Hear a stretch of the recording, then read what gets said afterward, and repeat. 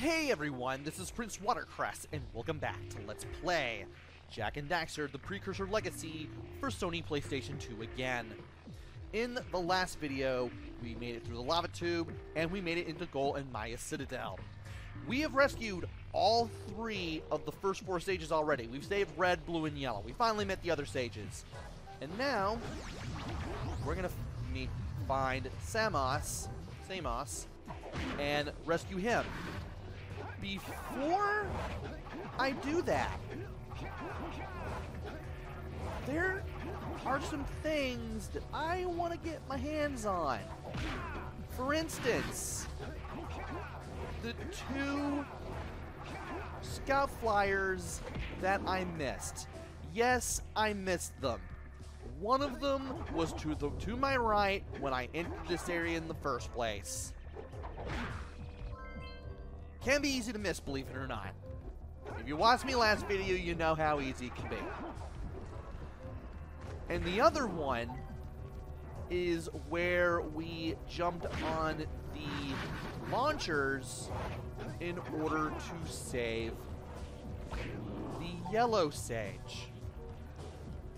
Now you're probably wondering why I just didn't go back to the area where I jumped on the launchers to get to the sage in the first place. Why didn't you just go back from there? Well, it's a lot easier if we go back, because that's the only way we're going to go forward. We're going up there later. I need to remember where the platforms, the little spinning platforms leading to our good friend, the yellow sage, was. And I think this is it. Yeah, this is definitely it, because that's where we got that one scout flyer. So we're heading in the right direction. Like I said, we must go back in order to go forwards, so then we can go back. There's the other one that I missed. It's to your left when you enter this room. Again, easy to miss. And now, if I can do this, we're gonna go back to the platforms that were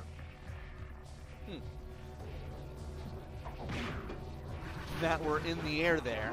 The one that I said we would go back to, because those are the ones that formed when we rescued the first three sages. And here we are. Thankfully, as long as you're moving forward at the fastest possible speed, you can easily just double jump to these platforms. And I need this to be at the left, so I can get to this when it's on the right, and I can get up here. And that's how you get up here. Now, there will be platforms spinning around up here. Missed my shot at those platforms, but thankfully we have another chance to get to the top. Let's not waste it. And let's be careful, too. That looks like you could slide off of it, but you can't. You won't. And here is where we will find the top. And at the very top here are the last Precursor orbs in the game. And the last Scout Flyer in the game. And our last Scout Flyer related power cell. We have 100 power cells. Now to go rescue the green sage. And we will do that when we reach the end. 2,000 out of 2,000. Let's break this and get on the road. Wait, another power cell? What?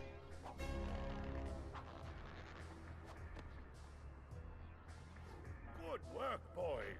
You're real heroes now. I'll combine combine my green eco power with the other 3 sages, and together we'll open the shield door surrounding the Precursor robot. Yeah, that sounds like a good start. And then after you guys open that shield, what are you gonna do about the robot? Nothing, Daxter. We have to keep the shield open. It's up to you two to figure out how to destroy the robot. Oh, great. I get to help the guy that turned me into a furball destroy the only person who can turn me back! First, save the world. Then we'll try to convince Gaul to help Daxter. You're too late, Salos.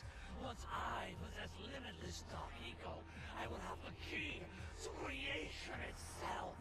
This is madness! Releasing that much Dark Eco will destroy everything we know. Just look what it's done to you. It has given us a beauty beyond anything you could understand. Beauty? Have you two looked in the mirror lately? Just wait until we open the silos, little one. You think short and fuzzy is bad. And to think, you two traveled all this way for my help. Fools! Enjoy your front row seats to the recreation of the world!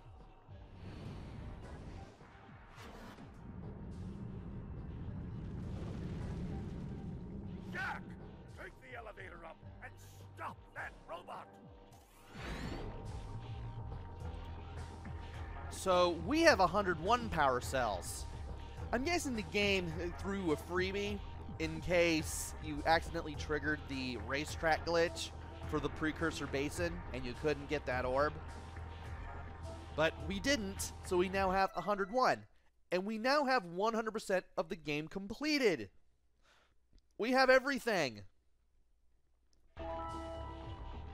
And as soon as we go in here and stomp on the button, we'll be going upwards.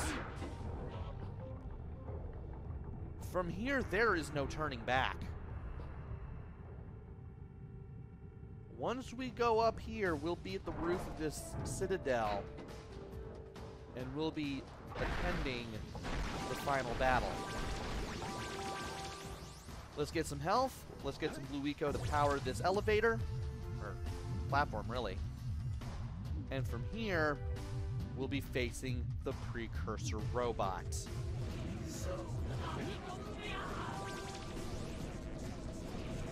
For the first of 4 phases, we need to grab some yellow eco, then jump up and shoot the eyes of this Precursor robot. Once we do that, we need to shoot the robot until that happens.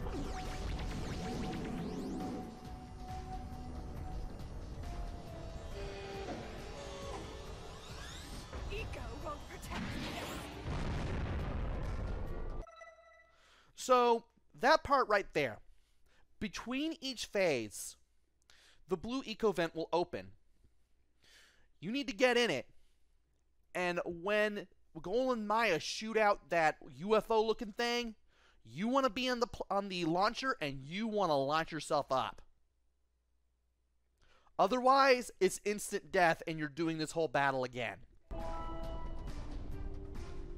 And now it's time for phase 2. This door is a little open, so you want to be careful. Gaul and Maya will shoot some green eco into this dark eco here in the silo and create some mutants.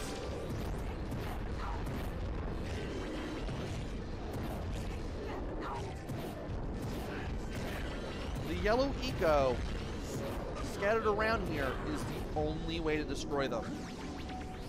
Finish the robot once and for all.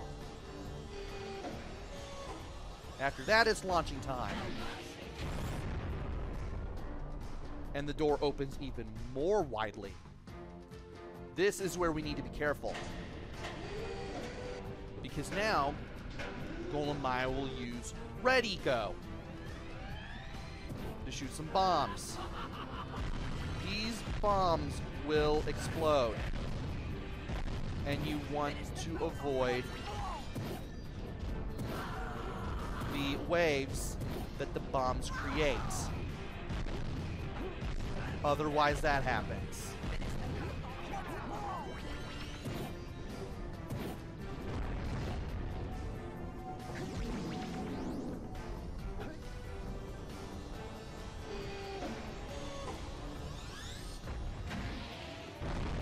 And now it's time for the fourth phase, and hopefully I can complete it without dying. Because I have only one hit left, and you can't heal between phases. So now,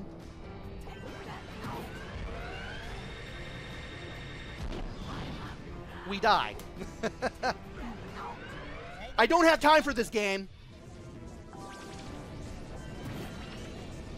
So the fourth phase, what you have to do is avoid the shots of yellow eco that Goal and Maya shoot at you while shooting yellow eco at them.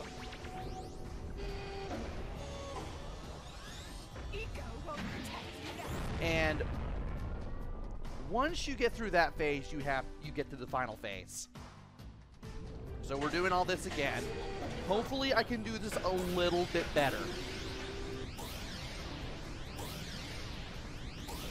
Otherwise, I may be doing some pausing on OBS.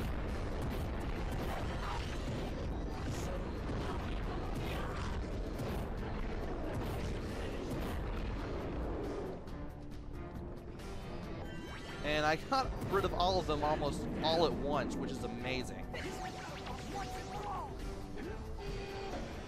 Okay. Thought I was gonna fall into the dark eco there. I got a little tensed up, but we managed to make it work. This is crucial. I need to make sure I don't get hit too much here. It's gonna be dependent on how good my reflexes are. And how easily I can hit everything.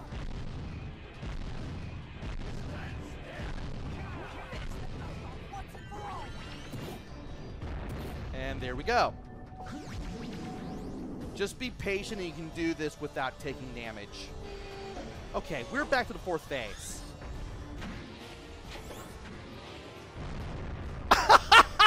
I accidentally hit it and then got knocked back up, or knocked back down, and then I had to do it again.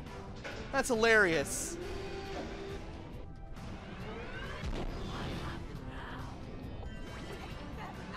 Also,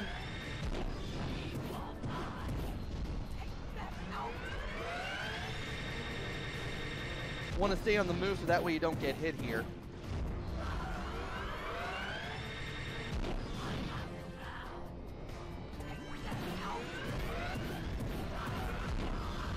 Ah!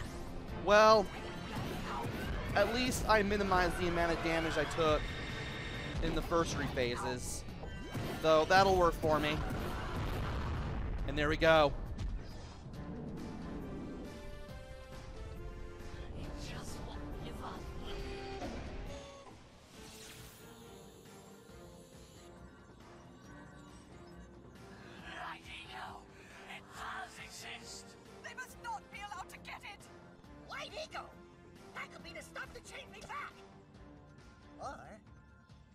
Stop that robot.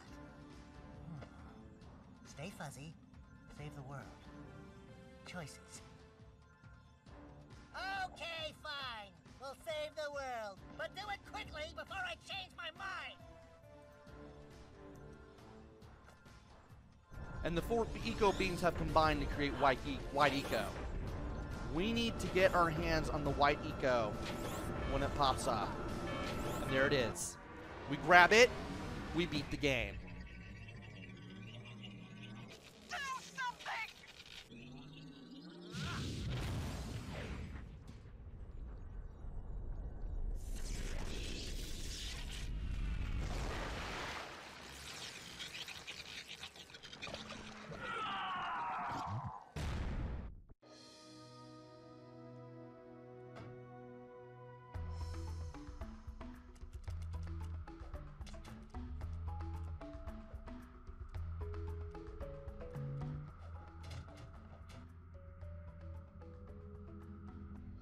Well, it looks like I may have been too hard on you boys. You do have what it takes to be heroes. But Daxter, now we can't change you back. Don't worry about me, baby. You know what they say. Big things come in small packages. Jack, you have an incredible talent for channeling eco. Samos, you may have been right about this one after all. And Kira, without your help and ingenuity, none of this would have been possible. Perhaps we've found another sage, now that Gaul and Maya are lost. Yes, Gaul and Maya. The Dark Eco probably destroyed them. Probably. Ah, who cares? Bring 'em on! We can take 'em again, right, Jack? I said, right, Jack? Wow! Put it on ice, big guy!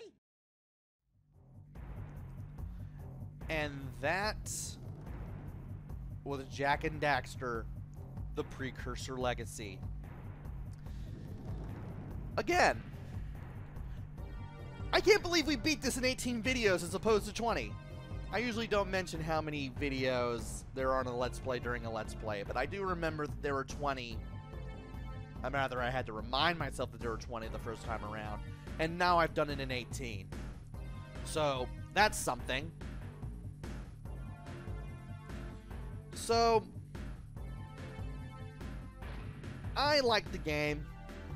I basically said that I liked the game the first time I played it. Hey, music by Mark Mothersbaugh. Interesting. And my opinion still stands. I like the graphics. You can easily identify everything. What else? Oh, Dee Snider played Gaul. Interesting. Anyway, the graphics are easily identifiable. They're really good for the time. And they're pretty bright and colorful when they need to be early in the game, but they get a little more grim once you get later on. Sound and music, also pretty good. I don't necessarily remember it every time I turn the game off or anything, but it fits for the environments that we are in. And it doesn't get too annoying or anything. This is a good sounding game. I wasn't really turned off by any of the sound or music or anything. Gameplay, about as tight as it can be. Jak and Daxter basically did what I wanted them to do most of the time. And if I died, it really did feel like it was my fault. I do like the fact that the game has no load screens. How everything is just seamless. You really do get to go from the village all the way to the Citadel just like that. Just in one swoop. There's no loading screens. There's no loading in the middle of the game. It's all seamless, which was a pretty big deal back in 2001. And it's still a pretty big deal now. I do like the fact that there's almost no loading except when you're starting the game up. And replay value. Well, I've already played it twice. I'm pretty sure that if I wanted to, I could play it again. I know there's not much to bring you back after you get 100% of everything, except maybe the desire to play it again. But at least it's not so bad that you never want to play it again. This was a pretty good early PS2 title. And it was just so fun just to go all the way from the village to the Citadel on foot. Just take that long, seamless journey. That long, seamless, arduous journey to the end and save the entire world. Or at least the world that we knew.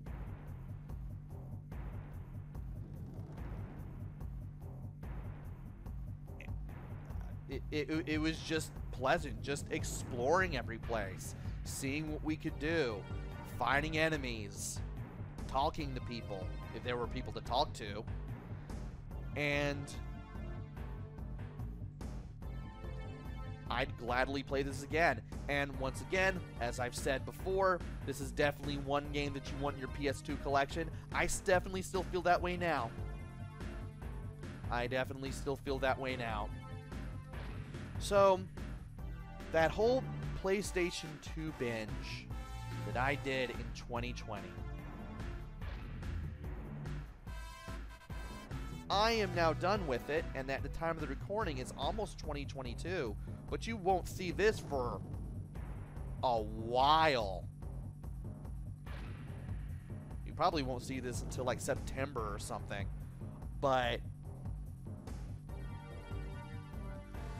now that that's all done, I've done those 7 games that I got through, and then I replayed the first 2 because the audiovisual quality wasn't up to snuff. I got through Sly Cooper and the Devious Raccoonist and this one a lot more expertly. Matter of fact, I did this one in 2 less videos. So what's next? Well, I'm looking to the side here, and there's a Sony PlayStation 3 that I have on a shelf somewhere. Matter of fact, I'm looking dead at it. And I think I'm going to play something on it. What will it be? You'll have to stay tuned to find out. But this has been Let's Play Jak and Daxter, the Precursor Legacy for the Sony PlayStation 2 again.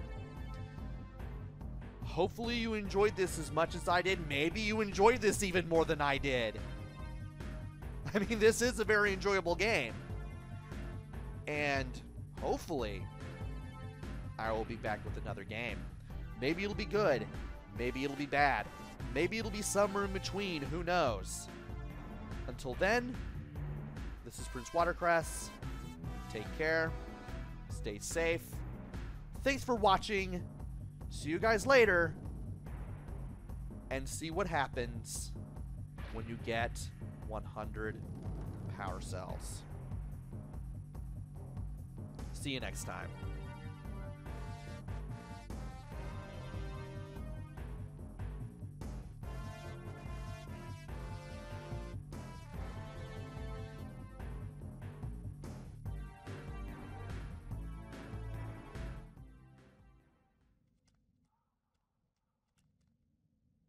Holy yakko! What could that be? Wow! It's an ancient precursor door. It looks like it will only open if we fill all 100 holes with power cells. We're heroes, remember? We have 100 power cells.